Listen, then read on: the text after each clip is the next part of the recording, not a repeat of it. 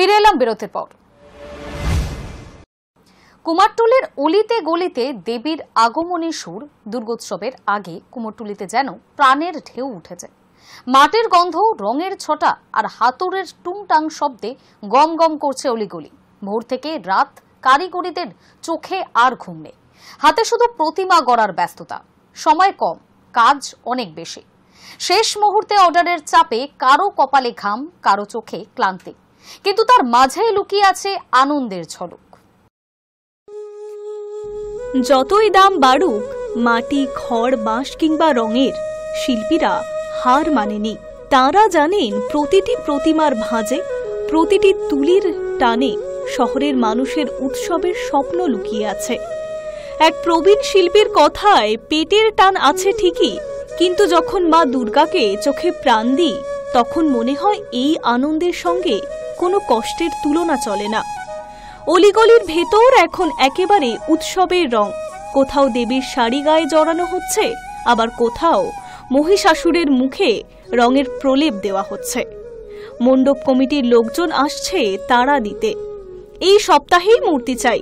আবার কারো হাতে ব্যস্ততা এতই যে ট্রাক নিয়ে মূর্তির সামনে দাঁড়িয়ে রয়েছে এবং মুহূর্তের মধ্যেই অলংকার বেঁধে দেওয়া হচ্ছে।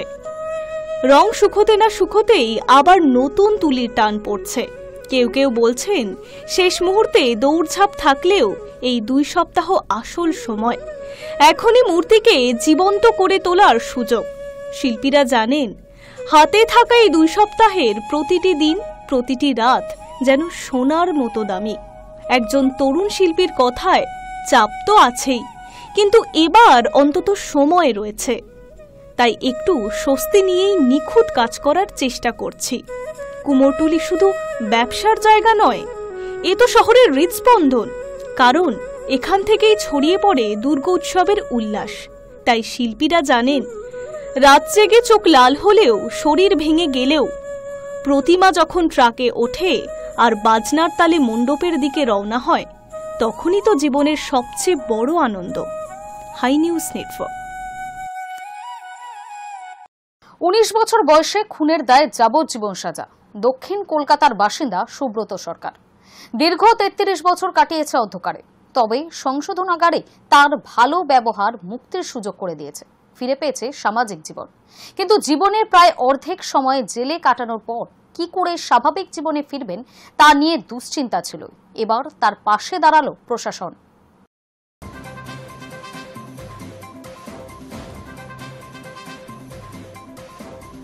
19 বছর বয়সে খুনের দায়ে যাবজ্জীবন সাজা।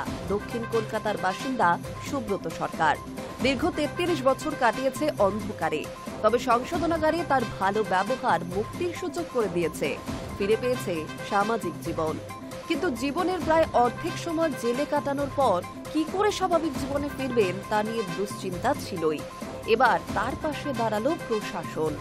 সমস্ত প্রয়োজনীয় পরিচয়পত্র বানিয়ে দেওয়ার পাশাপাশি অটো কিনতে সাহায্য করল জেলা প্রশাসন ও প্রেসিডেন্সি সংশোধনাগার কর্তৃপক্ষ।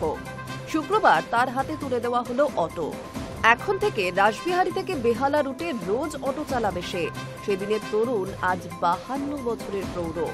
33 বছর প্রেসিডেন্সি সংশোধনাগারের গারদে কাটিয়ে সামাজিক জীবন থেকে বিচ্ছিন্ন দশা তার। কিন্তু তাকে মূল স্রোতে ফিরিয়ে দিতে বদ্ধপরিকর প্রশাসন। কিন্তু জীবনে বেঁচে থাকতে গেলে দরকার জীবিকা। কিন্তু এত বছর সংশোধনাগারে কাটানো যাবজ্জীবন সাজা কাটানো আসামিকে চাকরি দেবে কে? তাই পাশে দাঁড়ালো কর্তৃপক্ষ।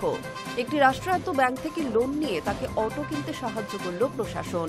সঙ্গে জেলা প্রশাসনের সাহায্যে বানিয়ে দেওয়া হলো ভোটার আধার সহ অন্যান্য প্রয়োজনীয় পরিচয়পত্র।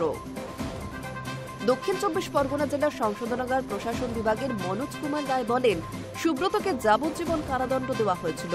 তবে ওর ভালো আচরণের কারণে সাজা কমিয়ে 33 বছর করা হয়।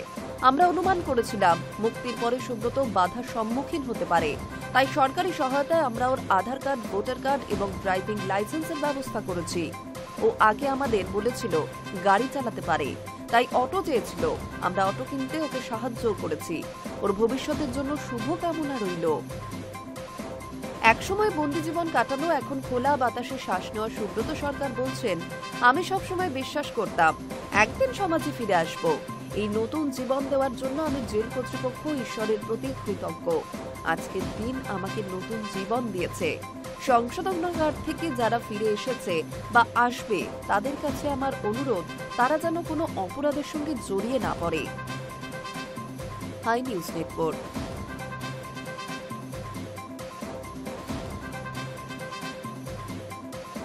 নির্বাচনের ঢাকে কাঠি পড়ে গিয়েছে বিহারে। এই অবস্থায় এনডিএ শাসিত বিহারকে নয়া উপহার দিতে চলেছে মোদী সরকার।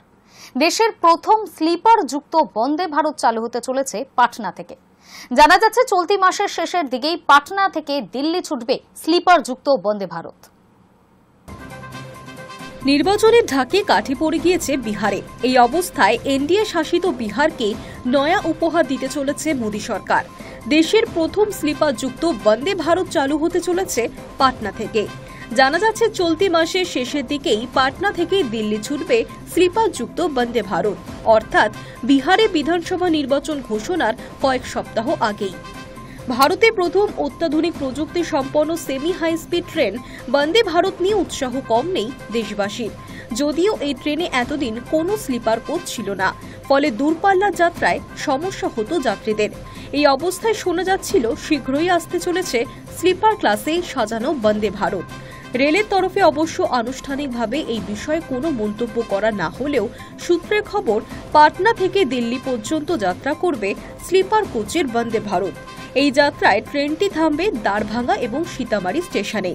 উল্লেখ্য, আসন্ন বিহার নির্বাচনকে পাখির চোখ করে ইতিমধ্যেই মাঠে নেমে পড়েছে বিজেপি। পাল্টুরাম নীতিশকে কাছে টেনে জেডিইউকে দেওয়া হয়েছে একাধিক মন্ত্রক, এমনকি বাজেটেও বিশেষ সুবিধা দেওয়া হয়েছে নীতিশের রাজ্যকে। 4টি নয়া বিমানবন্দর দেওয়ার পাশাপাশি মাকনা চাষীদের উন্নয়নের জন্য বিশেষ বোর্ডও। পাটনা আইআইটি পড়ুয়াদের সংখ্যা বাড়ানোর জন্য পরিকাঠামো উন্নয়নে অর্থ বরাদ্দ করা হয়েছে। এবার বিহার থেকেই প্রথম স্লিপার কোচ সহ বন্দে ভারত চালু করে ভোটের মুখে চমক দিতে চায় মোদী সরকার। উল্লেখ্য, 160 কিলোমিটার প্রতি ঘন্টা গতিবেগে ছুটতে সক্ষম বন্দে ভারতে আধুনিকতার কোনো খামতি রাখেনি রেল। এক্সপ্রেসের উভয় প্রান্তে রয়েছে ড্রাইভার কেবিন। প্রত্যেকটি কোচে সিসিটিভি ক্যামেরার পাশাপাশি পরিষেবাও যথেষ্ট উন্নত।